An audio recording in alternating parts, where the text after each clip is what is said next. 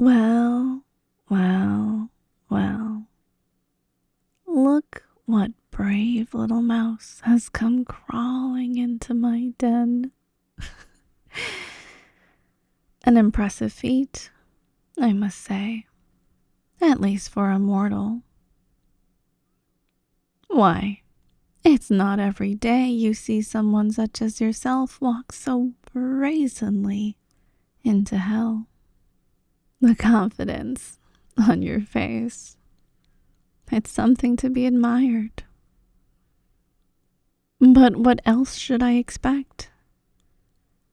After all, it takes a certain kind of braveness or stupidity to make a deal with one such as I. To make a deal with a devil. Welcome to my parlor, brave mouse. It is a pleasure to make your accommodation once again. How might I be of assistance?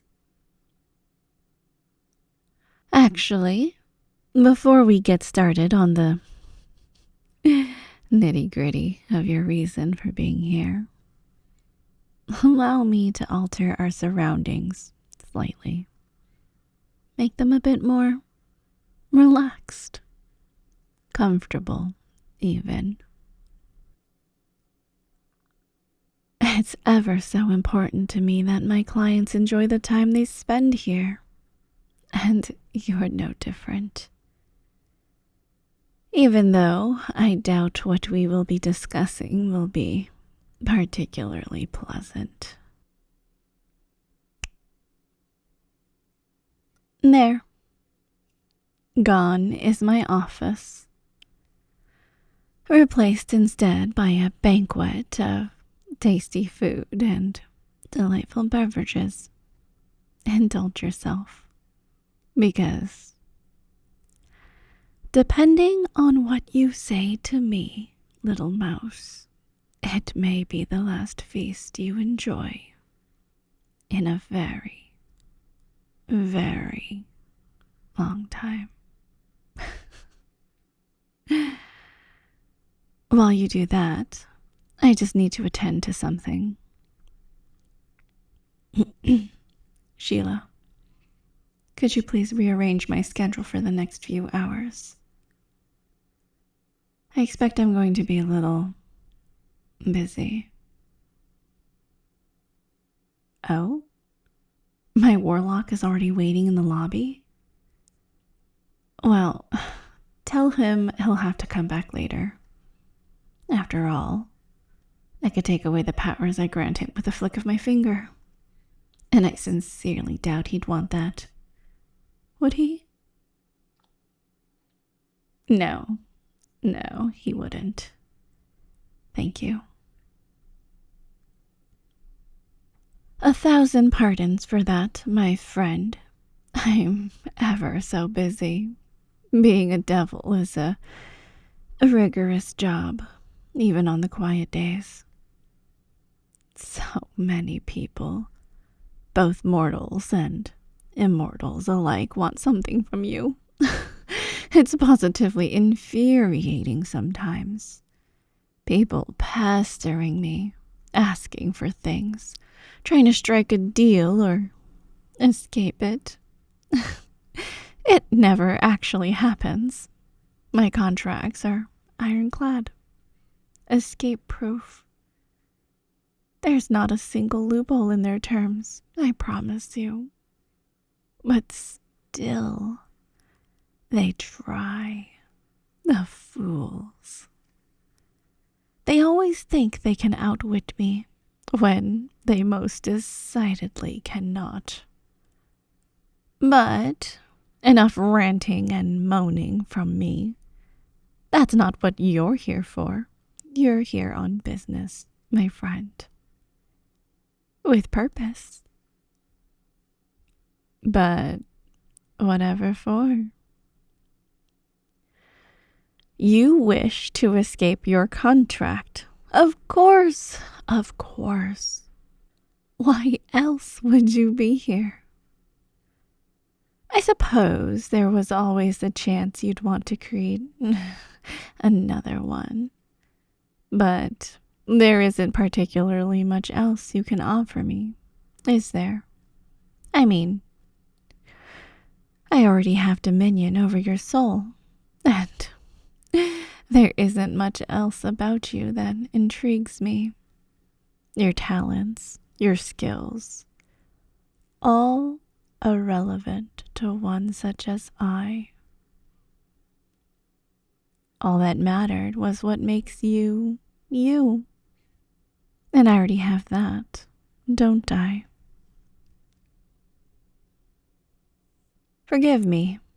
I sign so many contracts daily, I've actually forgotten. What did you sell your immortal soul for again? Ah, yes. You wanted to be a successful writer. I remember now. Watching you. Day in, day out at that computer. Tip-tap, typing away at that keyboard.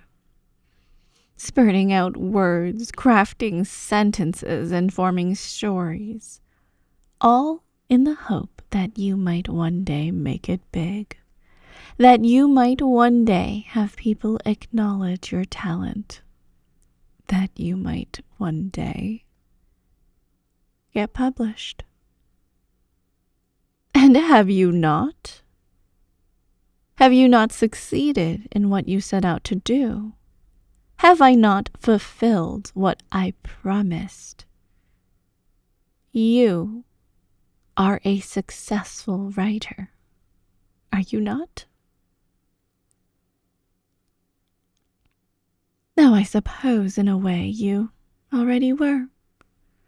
For anyone who enjoys what it is they're doing is a success in one form or another. Sure, you could have waited. You could have bided your time like everyone else. Just played the game and mastered your talent in the hope someone might notice. But you didn't. You came to me and took a shortcut.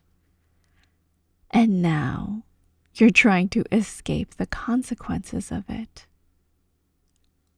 But really, you should have been more specific about what kind of successful writer you really wanted to be. Or perhaps should have read your contract a bit more closely before you signed on that dotted line. You could have mentioned that you focus on novels, or that you have a dynamite spec script for a screenplay. Perhaps you try your hand at erotica, or dabble in science fiction. But no, you kept it vague, like all my collected souls do. You didn't think your wording through, and because of that, you left my options wonderfully open. Something I can't thank you enough for. I mean, so what if your successful writing field isn't exactly what you intended when you made the deal? It's still a successful career, is it not? Remind me, what was... Ah, yes. ASMR scripts. I see you have quite a lot of fills. More than a few upvotes on those too. I'd be jealous if I cared about that sort of thing. You have hundreds of very talented voice actors filling each one of your stories and waiting for more. So, what seems to be the problem? Is it the medium or the lack of fame? Because really, my friend, if fame is all you care about, rather than the joy of writing itself, perhaps that was your problem to begin with. You took your love of your art for granted, wishing instead to make a profit, when really you should have appreciated what you had and viewed any fame you got from it as a side bonus. But that's just my 2 cents. I'm not judging. I've seen far worse cases than you. Why? You're barely a drop in the bucket when it comes to the depraved selfishness I've seen you mortals display. Why, you need merely look around the halls of my home, and you'll see the millions of wretched souls I've laid claim to over the centuries. All of them screaming, begging for an escape from the torment that they'll never find. Each one expanding my domain and my reputation amongst my peers, increasing my power, one contract at a time. No doubt you already saw the future that lies in store for you when you entered this place. A matter I am certainly intent on rectifying, by the way. I'm not entirely happy with how you managed to enter this place uninvited. Even if our encounter has certainly proved amusing thus far, I'm quite intent on discovering your method of intrusion before you leave. Were you expecting me to say that you won't be leaving? No, little mouse. You still have many years of whatever it is you mortals do before you enter my home for the next infinitude. Because, in case that thick head of yours needs to be told, I won't be amending our deal. I have stuck to my terms exactly as they were laid out. But you haven't, mortal. Allow me to enlighten you to the folly of your ways. Clause F, Section 6, Paragraph 6. Client will not enter the home of the contractor unless otherwise invited. Doing so will result in one of several punishments listed below. Those punishments. Let's look at them, shall we? Permanent blindness, loss of limbs, deafness, muteness, incognito. That's a fun one. Or something ironic. Yes, I almost always choose the ironic option. It always works so wonderfully and never fails to put a smile on my face. So, you may return to your realm, mortal. I've grown a bit tired of looking at you, listening to your entitled problems, so I wouldn't have it any other way, really. Yes. Return to your realm, to your friends and family, your pathetic little life. And when you try to put pen to paper, you'll find it a mite more difficult than you did before. The ideas, the stories, the words, they'll still come to you, but you won't know what to do with them. You won't know how to lay them out. They'll never feel quite right. And while your career will still flourish,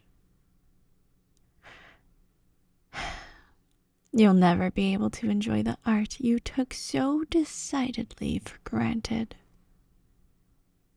So, I hope coming here and trying to weasel your way out of the consequences was worth it, little mouse. I hope the next few decades of creative bankruptcy were what you desired. Because that's what you got out of this little visit, my friend.